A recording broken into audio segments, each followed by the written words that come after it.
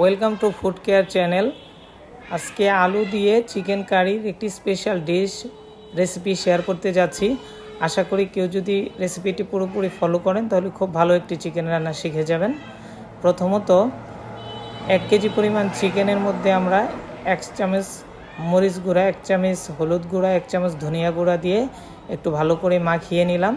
তারপর এটিতে ফ্রাই প্যানে গরম তেলের মধ্যে হালকা করে একটু ভেজে নিতে হবে। খুব বেশি ডিপ ফ্রাই করা যাবে না, তাহলে মাংস শক্ত হয়ে যাবে।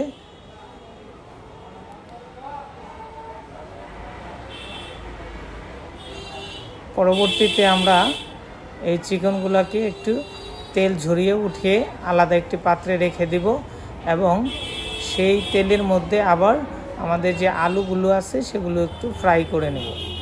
আলু একটু বেশি করে ফ্রাই করে নিলে রান্নার মধ্যে আলুটা অনেক নরম থাকবে।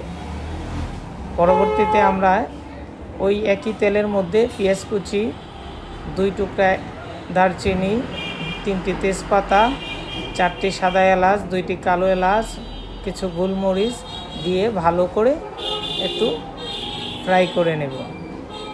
সাথে 2 চামচ আদা বাটা, 1 চামচ হলুদ গুঁড়া, 1 চামচ মরিচ গুঁড়া, 1 চামচ ধনিয়া গুঁড়া দিয়ে ভালো করে নেড়ে চেড়ে এটাকে কষিয়ে নিব।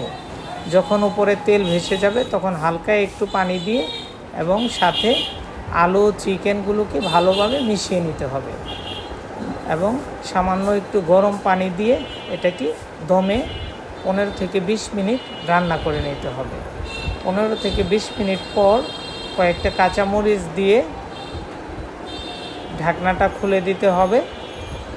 সামান্য একটু টক দই এবং পেঁয়াজ বেরেস্তা সাথে অ্যাড করে দিই। মোটামুটি রান্না অনেকটা শেষের দিকে। শেষ অংশে আমরা চিকেনটার পানি কমার জন্য অপেক্ষা করব।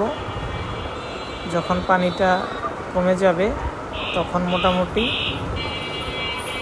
আমাদের চিকেনটার মধ্যে একটু পেঁয়াজ বেরেস্তা দিয়ে দিব এবং ভালো করে পরিবেশন করে নেব। সবাই ভালো থাকবেন। ধন্যবাদ ভিডিওটি দেখার জন্য।